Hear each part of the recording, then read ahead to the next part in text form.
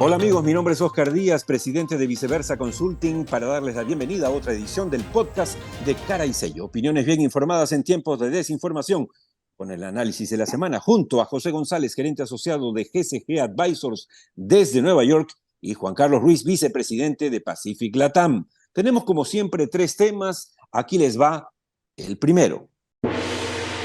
Peruanos reelegirían a Pedro Castillo si las elecciones fuesen mañana.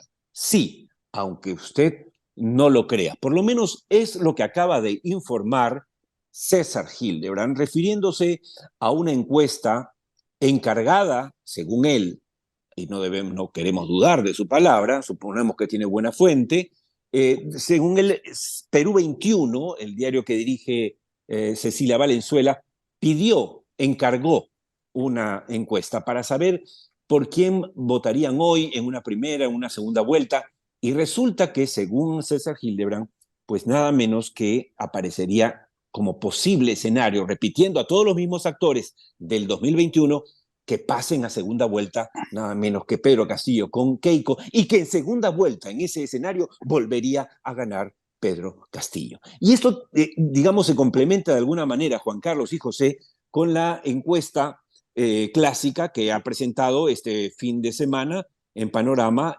la empresa CPI, donde, claro, no pregunta lo mismo, pero ciertamente uno encuentra coincidencias, como por ejemplo cuando se le pregunta a la gente si cree que Pedro Castillo, ¿por qué fue sacado de la presidencia? 49.4% cree que él mismo se autogolpeó, pero hay un 33.7 más un 13.2 que cree que el Congreso lo sacó y que se dio un golpe de Estado contra el presidente Castillo. O sea que estamos hablando de casi un empate entre quienes creen que él mismo se sacó cuando quiso violentar la Constitución y quienes creen que fue víctima de una jugada de la oposición.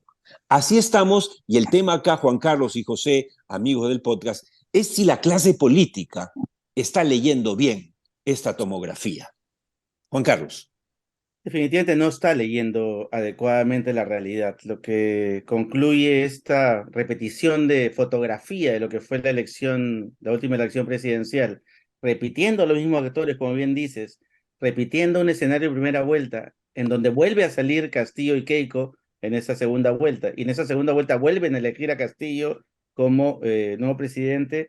Lo que manifiesta y expresa es que la clase política está en una verdadera crisis, ¿no?, nacional. Las autoridades y los partidos políticos y los políticos que están dentro de los partidos no representan definitivamente ningún interés de las grandes mayorías, y lo que está en camino es un proceso en el cual, más que Castillo como personaje, porque más que él es la representación o el que quieran sentirse representados por alguien que no Así es. sea el statu quo de siempre, ¿no?, que sean los mismos de esa minoría privilegiada que, digamos, sacó provecho del crecimiento económico en los últimos 30 años sin lograr incluir a esas mayorías que se quedaron fuera del juego o fuera del modelo, ¿no? Así es. José González. Claro, es la diferencia, Oscar, entre una encuesta cerrada y una encuesta abierta, ¿no? Clásica, cuando tienes un tablero establecido, escoges el mal menor o repites tu tendencia de lo que fue el voto o lo que escogerías si se volviera a repetir la circunstancia. Y es claro que ese voto por Castillo, que fue tan apretado, representa un sentir, por así llamarlo, de la población nacional, que se identifica con la figura de Castillo, no necesariamente con su gobierno. Y ahí está la diferencia con la otra encuesta. Una vez que la tienes abierta, es obvio que las fallas de Castillo en su administración son obvias más o menos para todo el mundo, independientemente de las simpatías que genere su actitud y la actitud de quienes se opusieron a su gobierno y lo trataron de demolerlo desde el día cero. Ahora, todo esto refleja a su vez el escenario político peruano, donde tenemos 75% de informalidad, niveles de precariedad muy altos, independientemente del crecimiento. Y cuando conversábamos con Juan Carlos en una presentación que hice en Lima la última vez, es si el Perú es viable o no, sin duda que es viable. Si fue viable Alemania en 1945, la creación del Estado de Israel, y es viable Venezuela, y lo fue los Estados Unidos durante la Gran Depresión no es que si sea viable o no, es qué tipo de viabilidad vamos a tener, qué tipo de país queremos tener, qué tipo de país estamos construyendo. Y si no trabajamos en las mayorías, estos ruidos que representan las encuestas se repiten sistemáticamente. Hay que recordar que el Perú tiene unas grandes... La única vez que el Perú se atrevió a pensar en futuro, en el largo plazo, fue durante el civilismo de Piérola, después de la guerra con Chile, en la reconstrucción de lo que fue la ocupación chilena de Lima por 4 años. Desde hace un siglo que no pensamos en términos de largo plazo. Creo que García, que prometió ser un nuevo Piérola, terminó siendo un desastre absoluto en ambas administraciones, pero creo que ese es el reto que tenemos hacia adelante. Ahora hay un tema ahí, Juan Carlos y José, que tiene que ver también con la encuesta que quiero compartir simplemente con los amigos que nos escuchan dentro y fuera del Perú. La aprobación o la desaprobación de la presidenta, según CPI, ha crecido de enero a marzo y de marzo a abril de 70.6% a 76.9%. O sea, eso también sorprende porque, digamos, mal no lo está haciendo, pero, digamos, sigue creciendo el descontento y, por supuesto, igual pasa en el caso del Parlamento. Juan Carlos. Es lo que siempre hemos dicho en el podcast, ¿no? O sea, las sociedades no se crean ni se destruyen, se transforman. Si los actores políticos y la clase política no lee esa transformación y no se da cuenta que tiene que resetear la forma de hacer política, la forma de representar, difícilmente vamos a encontrar salidas de corto plazo. Cuando la clase política, las autoridades no encuentran salidas institucionales, lo que sucede es lo que siempre sucede en toda la sociedad, que hay una fuerza social que empieza a imponerse y empieza a hacer que esas transformaciones se den a la buena o a la mala, pero se empiezan a dar. Así es.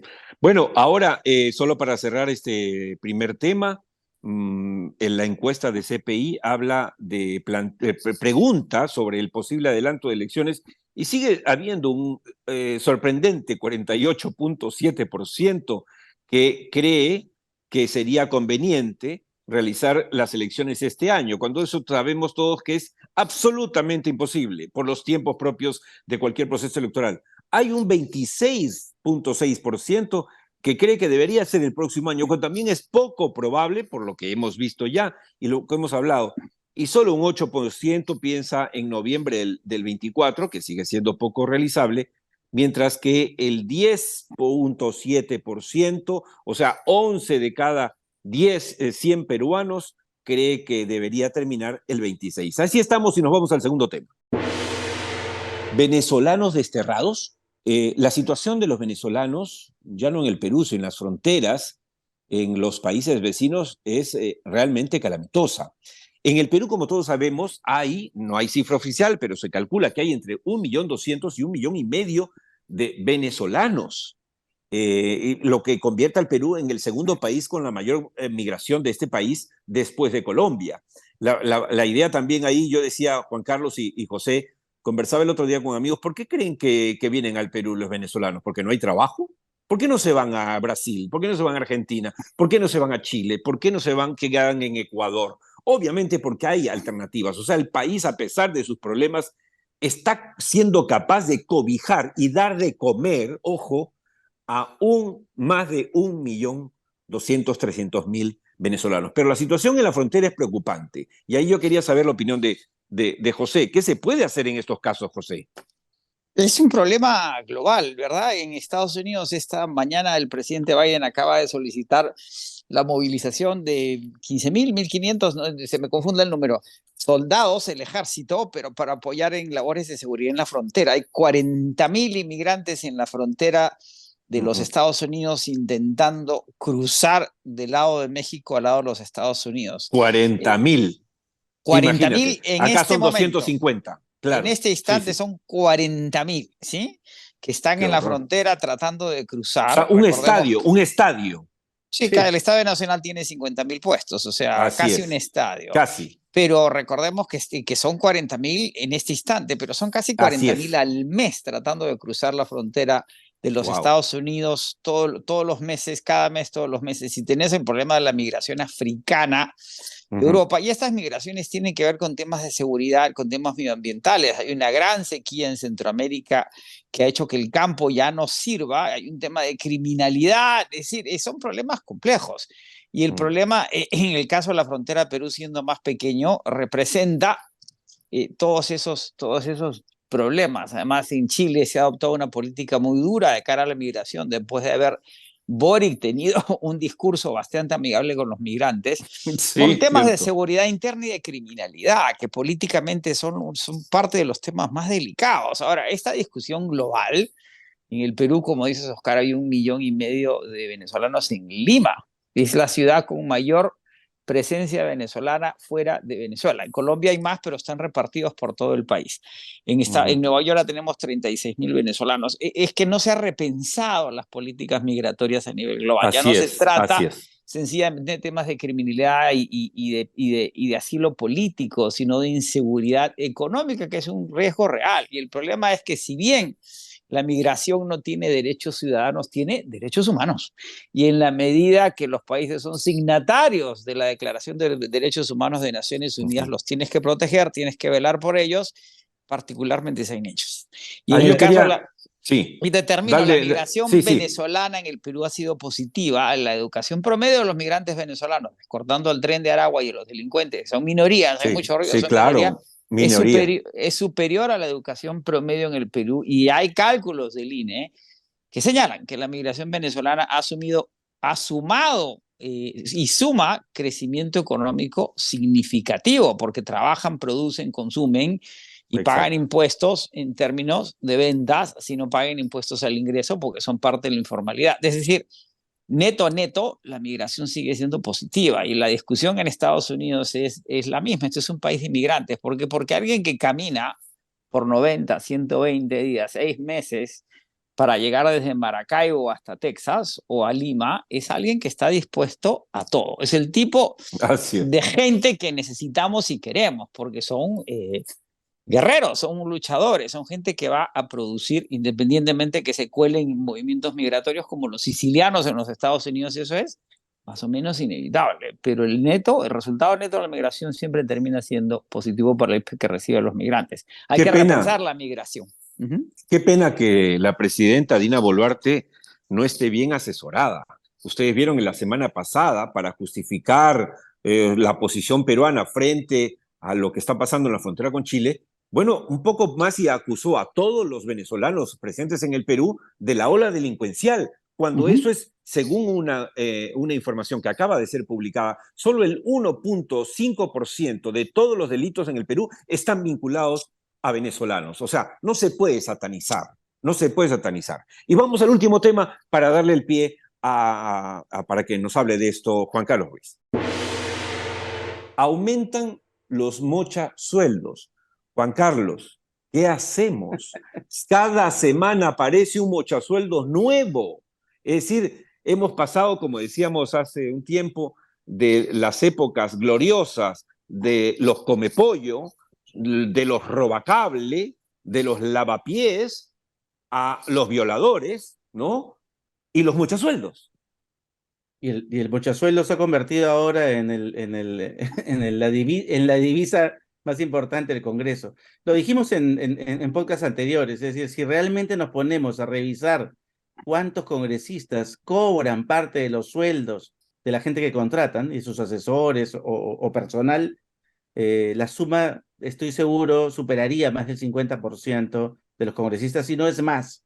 Y eso evidentemente es un síntoma de ese desgaste, de ese deterioro del perfil que llega al Congreso como autoridad y que es electo lamentablemente por una población muy mal informada, por una población que no tiene conocimiento real de a quién está eligiendo finalmente. Si no hacemos esa reforma política que tenemos que hacer, si no cambiamos las reglas de juego del tipo de forma como elegimos a las autoridades, vamos a seguir reproduciendo estos lumpen que llegan a ser autoridades en el Congreso u otros lugares también de gobierno, que al final lo que hacen es destruir no solo la institucionalidad, sino destruir las relaciones sociales mismas que generan esta red de intercambio al interior de la sociedad peruana. Este deterioro no se puede seguir dando, es decir, o cambiamos el chip, o cambiamos las reglas de juego, hacemos esta reforma política necesaria ya, o estamos destinados a seguir reproduciendo círculos no virtuosos precisamente, sino viciosos, que alimentan, por ejemplo, lo que comentábamos hace un ratito, este pretexto de que como los venezolanos supuestamente son criminales, entonces todos son criminales y por lo tanto no deben pasar ninguna frontera. Y es lo que está pasando puntualmente en el sur. Y vale la pena informar a los amigos del podcast que nos escuchan dentro y fuera del Perú que el primer ministro el domingo en entrevista en un programa político dijo que están listos a deportar a 400,000 nada menos venezolanos si no no ponen en regla sus papeles. Valdría decirle al primer ministro que empiece, en vez de prometer cosas poco creíbles y poco realizables, empiece por deportar a los que cometan delitos flagrantes, porque eso es lo que uno se pregunta. ¿Por qué el delincuente que asesina, en este caso si es un extranjero, sea venezolano o de cualquier país, por qué no es deportado de inmediato? Pero eso es más realista, que hablar de, imagínense ustedes, José y Juan Carlos y amigos del podcast, de deportar 400,000 venezolanos. ¿En qué aviones se van a ir? Bueno, nos ganó el tiempo. Con esto, José González, Juan Carlos Ruiz y Oscar Díaz les decimos gracias y los invitamos a acompañarnos en la próxima edición del podcast de Cara y Sello en YouTube. Salvo Mejor Opinión.